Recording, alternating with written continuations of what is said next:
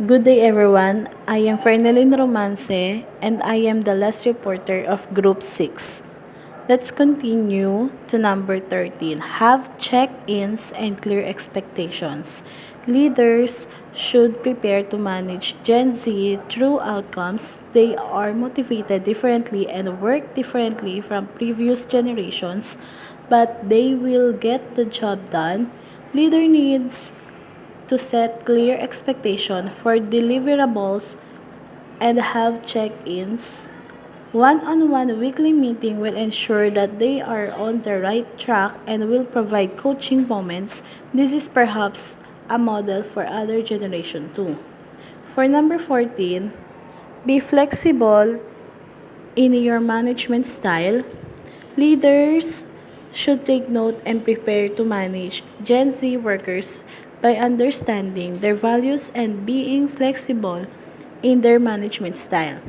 Gen Z workers are more likely to stay with companies that offer them meaningful work, ownership of tasks, and sense of belonging.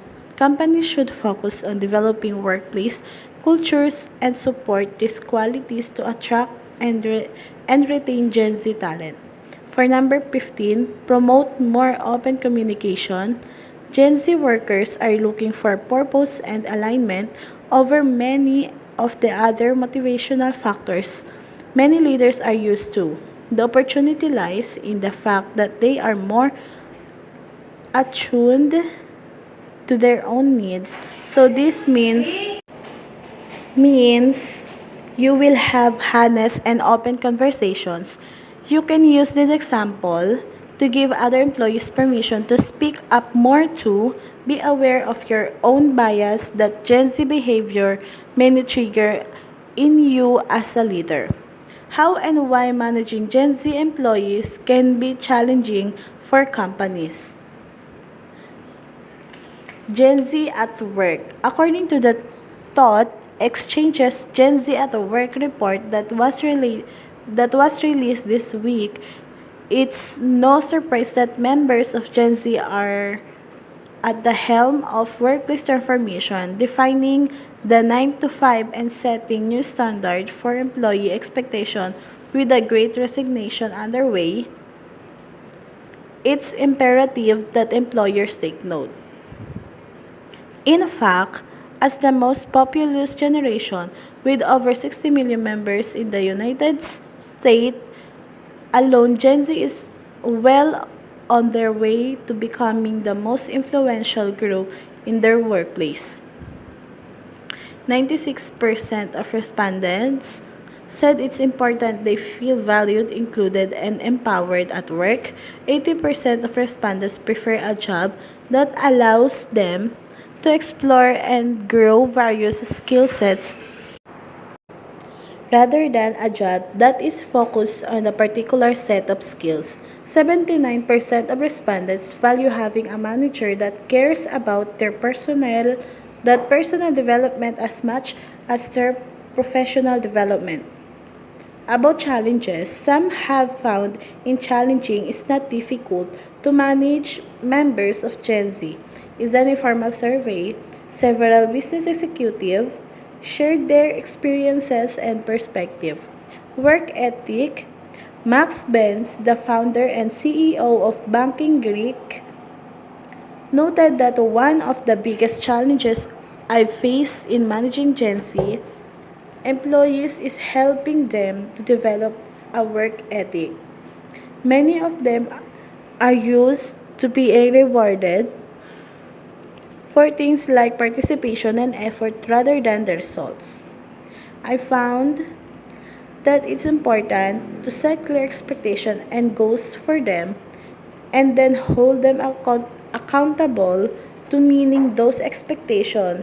Additionally, I try to motivate them by focusing on their strengths and emphasizing how their contribution are helping us achieve our goals. Discipline. Andrei Vasilescu is a serial entrepreneur, digital marketing expert, and co-founder of don'tplayfool.com. He observed that Gen Z can be exhausting because they lack discipline. They like to challenge you. They grow up online in an environment that amplified their voices, so they were never raised like us, where kid has no say in things.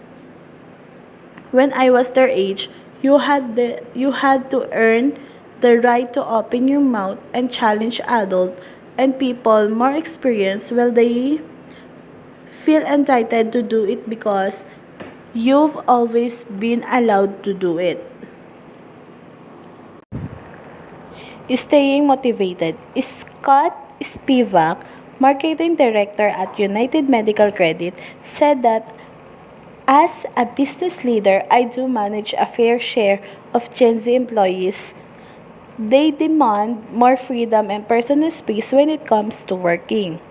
They not they're not really inclined to work with managers that micromanage because it is it kills their much needed breathing spaces. Plus, each of them has a varied set of motivations, so it's hard to figure out what exactly drives them. For some, it's not it's the idea of growth, while for others, it's a good pay package.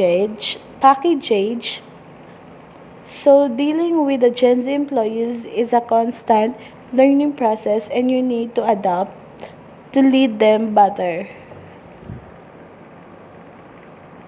Impatience.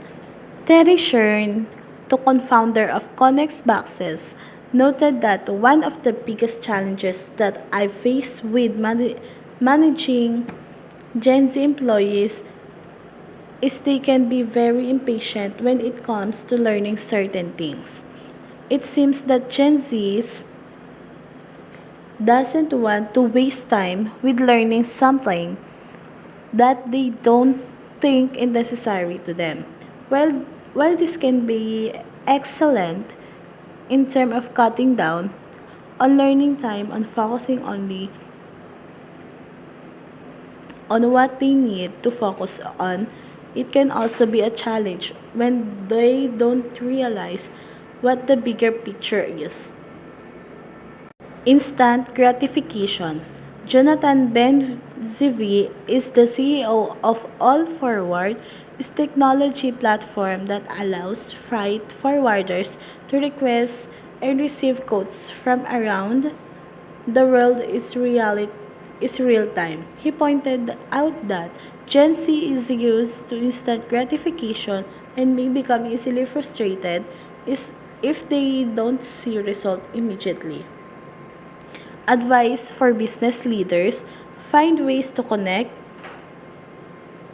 Managing member is the one is this generation can be difficult, but it is definitely worth it if you can find a way to connect with them and keep them engaged. Some tips for other includes being understanding of their need, flexibility, keeping communication open and positive, and offering opportunities for growth and for development. Embrace their inherent skills.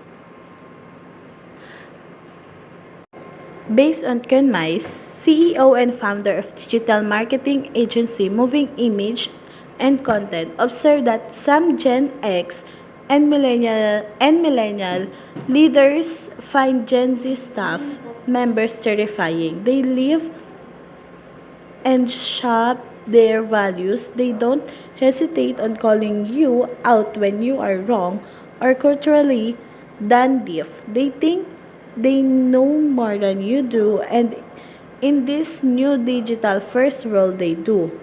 The fact is that in today's world, they are smarter, farther, and better equipped equipped to cope, then we also need to embrace their inherent skills and learn from them. Provide feedback.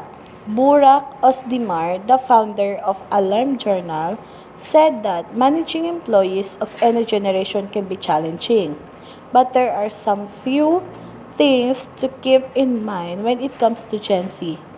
First of foremost, they, they crave feedback. Make sure you give them regular performance updates so they know how to they're doing, where they need to improve. Lastly, lay out expectations. They also appreciate clear communication and structure. So laying out expectations from the start is key. Additionally, being open to new ideas and flexible with the work schedules is important. Remember that this generation is used to having constant access to information and technology, so they often more comfortable working on their own terms. Ozdemir concealed. And that's all. Thank you.